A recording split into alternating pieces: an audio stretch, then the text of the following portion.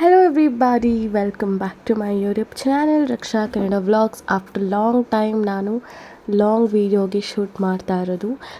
ಸ್ಟಾರ್ಟಿಂಗಲ್ಲಿ ನೋಡಿದ್ದು ನಮ್ಮ ಅಜ್ಜಿ ಸೀರೆಗಳು, ಅದನ್ನು ಹಾಗೆ ನೋಡ್ತಾ ಇದ್ದೆ. ನೆನಪಾಗ್ತಿತ್ತು ನಮ್ಮ ಅಜ್ಜಿ ಏನೋ ಆ ಸೀರೆಗಳಿದ್ದಿದ್ರೆ ಇವಾಗಿದ್ದಿದ್ರೆ ನಮ್ಮ ಅಜ್ಜಿ ಆ ಸೀರೆಗಳೆಲ್ಲ ಎಷ್ಟು ಜೋಪಾನ ಮಾಡ್ತಿದ್ರು ಅಂತ. ಸೊ ಪ್ಯಾಕ್ ಮಾಡ್ಕೊಂಡಿದ್ದೀವಿ ದೊಡ್ಡಮ್ಮ ಊರಿಗೆ ಹೋಗೋಕ್ಕೆ.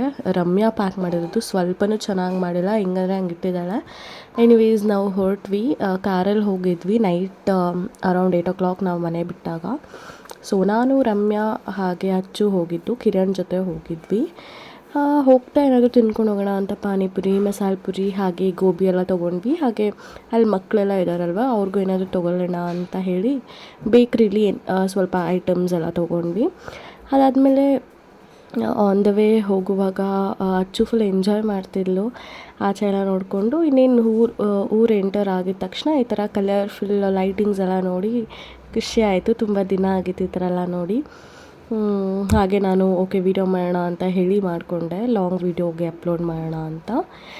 ಹೋಗಿದ ತಕ್ಷಣ ಎಲ್ಲರೂ ಬಂದು ವೆಲ್ಕಮ್ ಮಾಡಿದ್ರು. ಹಾಗೆ ಕಿರಣ್ ನಮ್ಮನ್ನ ಡ್ರಾಪ್ ಮಾಡಿ ಹೋಗ್ಬಿಟ್ಟ, ಮನೆಗೆ ಬಂದಿಲ್ಲ, ಅವನಿಗೇನೋ ಕೆಲಸ ಇತ್ತು ಅಂತ. ಆಮೇಲೆ ಅಚ್ಚು ಅಂತೂ ಫುಲ್ ಎಕ್ಸೈಟ್ ಆಗೋಗಿದ್ಲು. ಎಲ್ಲರೂ ಇದ್ದಾರಲ್ಲ ಇಲ್ಲಿ ಅಂತ ಫುಲ್ ಖುಷಿ ಒಳಗೆ. ಎಲ್ಲರ ಹತ್ರ ಹೋಗಿ ಜಂಪ್ ಮಾಡ್ಕೊಂಡು ಆಟ ಆಡಿಕೊಂಡು ಎಲ್ಲ ಆಟ ಆಡಿದ್ಲು ಚೆನ್ನಾಗಿ. ಅದಾದಮೇಲೆ ನಾವು ನೈಟ್ ಊಟ ಮಾಡಿ ಮಲ್ಕೊಂಡು, ಇದು early in the morning like 6 AM ಅನಿಸುತ್ತೆ.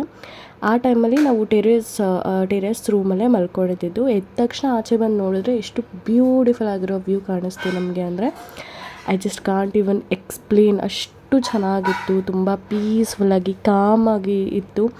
ತುಂಬಾ ನಂಗೆ ಇಷ್ಟ ಆಯಿತು. ಹಾಗೆ ಅಲ್ಲಿ ಹಳ್ಳಿ ಮನೆಗಳು, ಅಲ್ಲಿ ಹೊಗೆ ಎಲ್ಲ ಬರ್ತಾಯಿತ್ತು. ಅವ್ರ ಒಳಗಡೆ ಅಂಡೆ ಒಲೆ ಅಂತಾರಲ್ಲ, ಅಲ್ಲಿ ನೀರೇನಾದರೂ ಕಾಯಿಸ್ತಾರೆ, ಆಚೆಯಿಂದ ಹೊಗೆ ಎಲ್ಲ ಬರ್ತಿತ್ತು. ಸಖತ್ತಾಗಿತ್ತು. ನಾನಂತೂ ಇನ್ನೂ ಅಲ್ಲೇ ಇರೋಣ ಅಂತ ಅನ್ನಿಸ್ತಿತ್ತು ಅಲ್ಲಿ ಇದ್ದಷ್ಟು ಟೈಮ್ ಕೂಡ. ಅದಾದಮೇಲೆ ಕೆಳಗಡೆ ಹೋದ್ವಿ. ಅಲ್ಲಿ ಕೆಳಗಡೆ ಏನು ಮಾಡ್ತಿದ್ದಾರೆ ಅಂತ ನೋಡೋಕೆ ಹೋದ್ವಿ. ಅಲ್ಲಿ ಇನ್ನೂ ಎಲ್ಲರೂ ಎದ್ದು ಕೂತ್ಕೊಂಡಿದ್ರು. ಆಮೇಲೆ ಕಾಫಿ ಟೀ ಎಲ್ಲ ಆದಮೇಲೆ ನಾವು ನಮ್ಮದು ಇರೋದು ಕೆಲಸಗಳನ್ನ ಸ್ಟಾರ್ಟ್ ಮಾಡ್ಕೊಂಡ್ವಿ.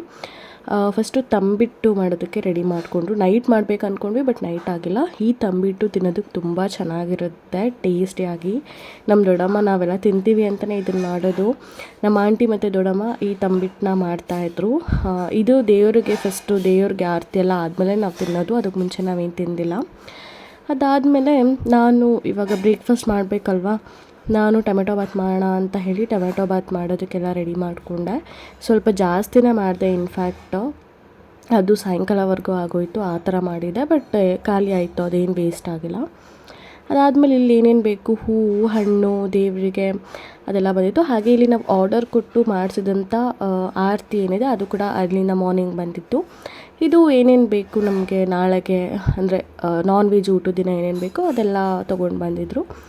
ಮತ್ತು ಟಮಟಾನು ಅಂತಾರೆ, ತಂಬಿಟ್ಟು ಅಂತಾರೆ. ನಾವು ಯೂಶ್ವಲಿ ತಮಟ ಅಂತಲೇ ಅನ್ನೋದು. ಅದೆಲ್ಲ ರೆಡಿ ಆಗಿದೆ ಇಲ್ಲಿ. ಅದಾದಮೇಲೆ ಇನ್ನೇನು ಕೆಲಸ ನಮ್ಮದು, ಬ್ರೇಕ್ಫಾಸ್ಟ್ ಎಲ್ಲ ಮಾಡಾದಮೇಲೆ ರೆಡಿ ಮಾಡಬೇಕಲ್ವ ಕಾವ್ಯನ, ನೇತ್ರಕ್ಕನ. ಬಿಕಾಸ್ ಆರತಿ ಹೊತ್ಕೋಬೇಕಿದ್ದು ಅವರಿಬ್ಬರು ರೆಡಿ ಆಗಿಬಿಟ್ರೆ ಈಸಿ ಆಗುತ್ತೆ. ಆಮೇಲೆ ನಾವು ನಿಧಾನಕ್ಕೆ ಹೋಗ್ಬೋದು ಅಂತ ನಾನು ಫಸ್ಟ್ ಅವರಿಬ್ಬರನ್ನ ರೆಡಿ ಮಾಡೋಕ್ಕೆ ಸ್ಟಾರ್ಟ್ ಮಾಡಿದೆ. ಏನೇ ಆಗಲಿ, ಯಾವಾಗಲೇ ಆಗಲಿ, ನಾನು ಊರಿಗೆ ಹೋದಾಗ ಈ ಥರ ಏನಾದರೂ ಈವೆಂಟ್ಸ್ ಇದ್ದರೆ, ಏನಾದರೂ ಫಂಕ್ಷನ್ಸು, ಹಬ್ಬ ಇದೆಲ್ಲ ಇದ್ದರೆ ನಾನೇ ರೆಡಿ ಮಾಡೋದು. ಅವ್ರು ನನ್ನ ಹತ್ರನೇ ಮಾಡಿಸ್ಕೊಳೋದು ಕೂಡ, ಮಾಡು ಅಂತ.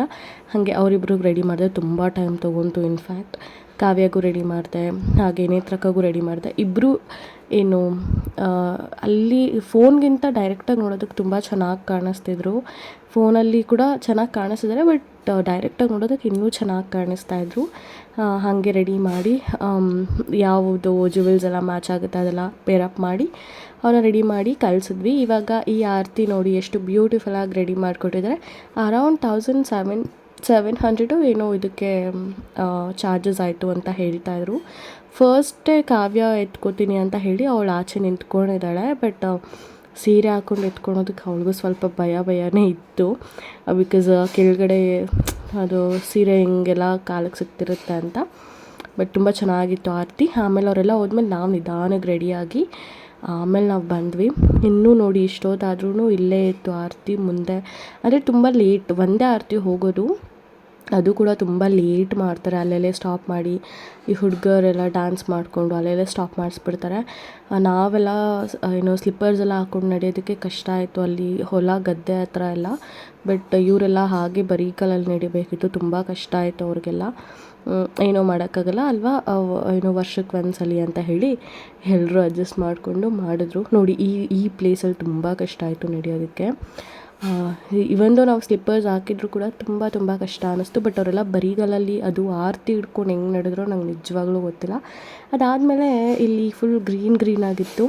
ಅಲ್ಲಿ ಹೋದ್ವಿ ನಾವು ಫಸ್ಟ್ ಆರತಿ ಹತ್ರ ಹೋಗಿ, ಅಲ್ಲಿ ಏನೇನೋ ಪೂಜೆಗಳೆಲ್ಲ ಇತ್ತಲ್ವ. ನಾವೇನು ಮಾಡಿದ್ವಿ, ನಾವೆಲ್ಲ ಬಂದು ಆ ಗ್ರೀನ್ ಏನಿದೆ ಅಲ್ಲಿ ಬಂದು ಕುತ್ಕೊಂಡ್ಬಿಟ್ವಿ. ಚೆನ್ನಾಗಿದೆ ನೋಡೋದಕ್ಕೆ. ಹಾಗೆ ಮೋಡ ಕೂಡ ತುಂಬ ಕೂಲಾಗಿ ಕಾಮಾಗಿ ಇತ್ತು. ಇಲ್ಲಿ ಬ್ಯಾಕ್ಗ್ರೌಂಡಲ್ಲಿ ಯಾವಾಗಲೂ ನಾಯ್ಸ್ ಇದ್ದೇ ಇರುತ್ತೆ, ನಾನು ಅದಕ್ಕೆ ವೀಡಿಯೋಸೇ ಮಾಡಲ್ಲ ಜಾಸ್ತಿ. ಎನಿವೇಸ್ ಎಲ್ರದ್ದು ಫೋಟೋ ನಾನು ಇಲ್ಲಿ ಹಾಕ್ತಾಯಿದ್ದೀನಿ ನೋಡಿ, ಎಲ್ಲರೂ ಹೇಗೆ ರೆಡಿ ಆಗಿದ್ರು ಏನು ಅಂತ. ನಾನು ಒಂದೆರಡು 3 ಔಟ್ಫಿಟ್ ಆಪ್ಷನ್ಸ್ ಇಟ್ಕೊಂಡಿದ್ದೆ. ಬಟ್ ನನಗೆ ಇದೇ ಕಂಫರ್ಟೇಬಲ್ ಅಂತ ಅನ್ಸ್ಬಿಟ್ಟು ನಾನು ಅದನ್ನೇ ಹಾಕ್ಕೊಂಡ್ಬಿಟ್ಟೆ. ಬಟ್ ಆ್ಯಕ್ಚುಲಿ ನಾನು ಬೇರೆದು ಹಾಕ್ಕೋಬೇಕಿತ್ತು. ಬಟ್ ಟ್ರಸ್ಟ್ ಮೀ ನಂಗೆ ಫುಲ್ ಟಯರ್ಡ್ ಆಗೋಗಿತ್ತು, ಕಾಲೆಲ್ಲ ನೋವ್ತಾ ಇತ್ತು, ನಂಗೆ ರೆಡಿ ಆಗೋಕ್ಕೆ ಇಂಟ್ರೆಸ್ಟೇ ಇರಲಿಲ್ಲ.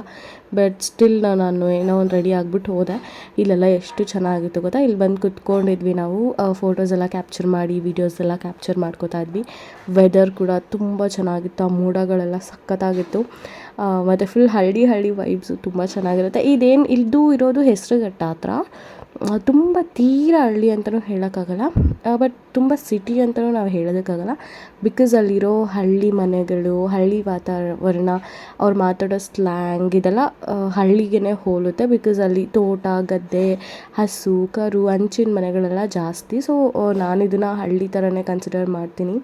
ಬಿಕಾಸ್ ನಂಗೆ ಏನಾದರೂ ಹಳ್ಳಿಗೆ ಹೋಗಬೇಕು ಅಥವಾ ನಂಗೆ ಆ ವೈಬ್ ಬೇಕು ಅಂದರೆ ನಾನು ಇಲ್ಲೇ ದೊಡ್ಡಮ್ಮ ಮನೆಗೆ ಹೋಗೋದು, ನಂಗೆ ಅಲ್ಲಿ ಹೋಗೋಕ್ಕೆ ತುಂಬ ಇಷ್ಟ.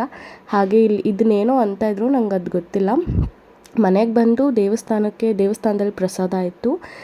ಸೊ ಪ್ರಸಾದ ಎಲ್ಲ ಊಟ ಮಾಡಿದ್ವಿ around 4 o'clock.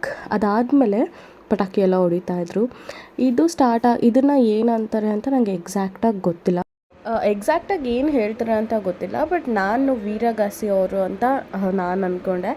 Anyways coming to the point, ಇವರು ಎಷ್ಟು ಚೆನ್ನಾಗಿ ಫೇಶಿಯಲ್ ಎಕ್ಸ್ಪ್ರೆಷನ್ಸ್ನ ಕೊಡ್ತಿದ್ರು ಅಂದರೆ ನಿಜವಾಗ್ಲೂ ನಾನು ಕಳೆದೋಗಿದೆ.